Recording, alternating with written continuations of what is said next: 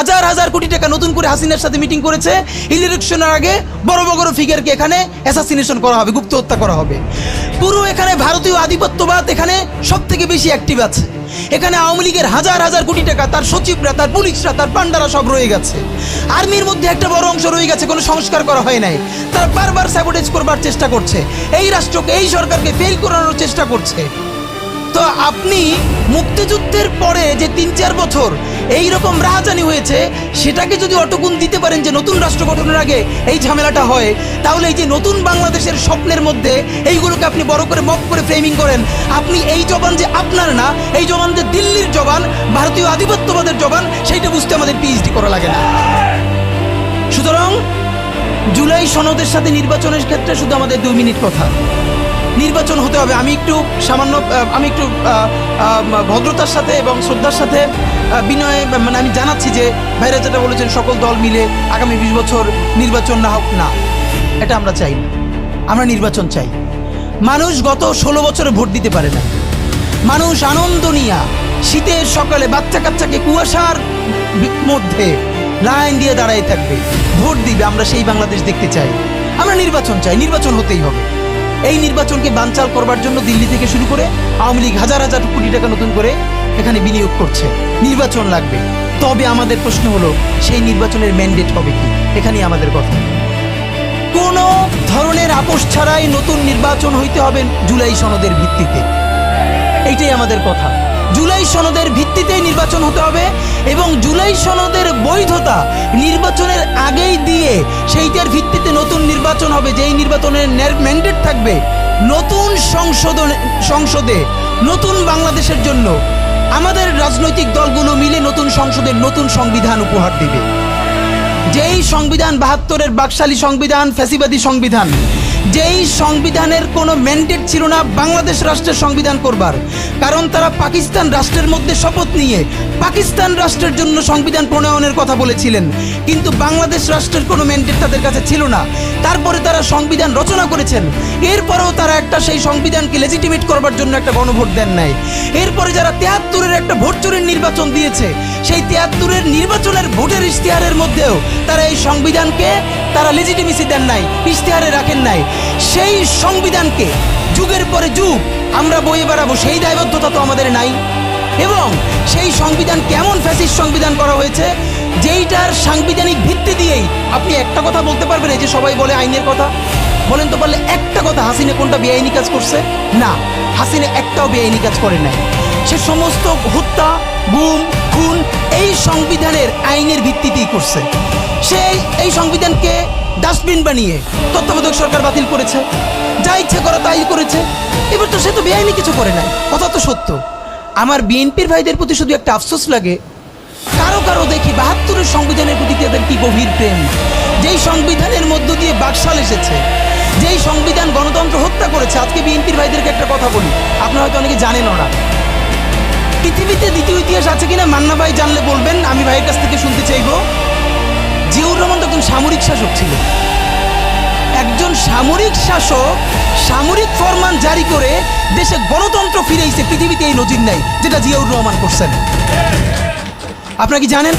এই যে জিয়াউর রহমান গণতন্ত্র ফিরেইলেন, যার মাধ্যমে আওয়ামী লীগও রাজনীতি করার সুযোগ পাইল বাকশালের পর, সেটা কিসের মধ্য দিয়ে? তখন তো সংসদ নাই, সংবিধান তো সংশোধনও করা যাইতেছিল না। কিসের মধ্য দিয়ে? জিয়াউর রহমানের সামরিক ফরমানের মধ্য দিয়ে। পৃথিবীর একমাত্র একজন সামরিক শাসক যিনি ফিল করলেন না, সামরিক পন্থা দিয়ে করা যাবে না, গণতন্ত্রে ফিরতে হবে। এবং দেখেন হাসিনারে এবং আওয়ামী লীগের চরিত্রটাই হলো এরকম, এর যে একটু ভালোবাসে তার এসে হত্যা করে।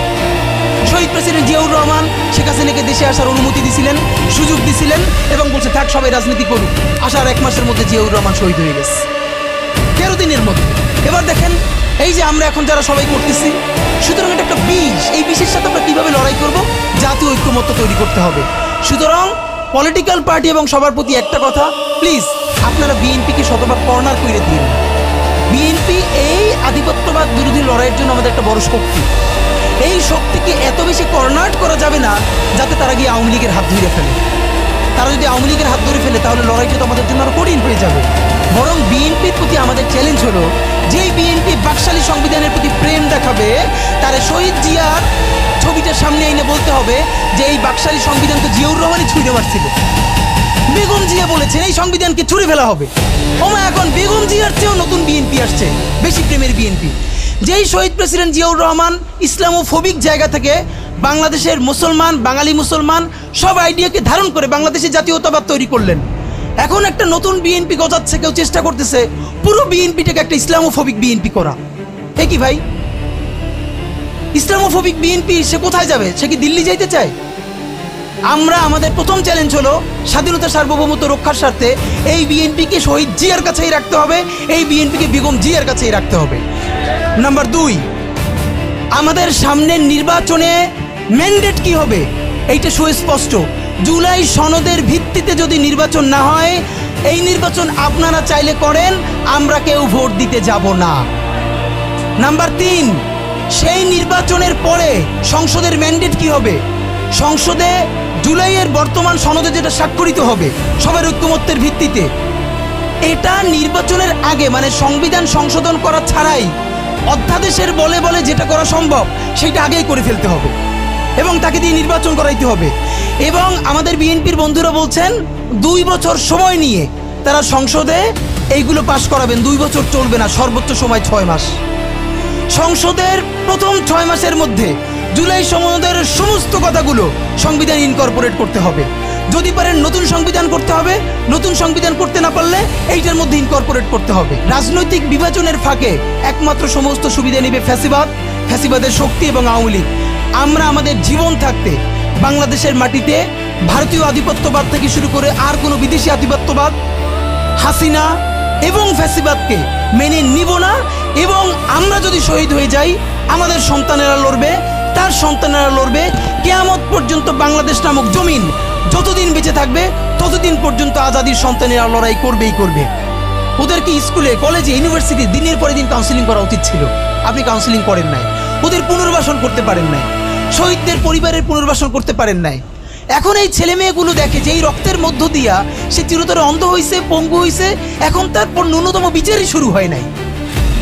বিচার নাই, সংস্কার নাই, সে বরং দেখতে পাইতেছে সেই আগের পুরনো আওয়ামী লীগ জিকে বসতেছে, যাতে তার মনে হইতেছে সে যে এবার অন্ধ হয়ে বাইচে আছে সেটাও হয়তো বাইচে থাকতে পারবে না, এবার হয়তো তাকে হত্যা করে ফেলা হবে।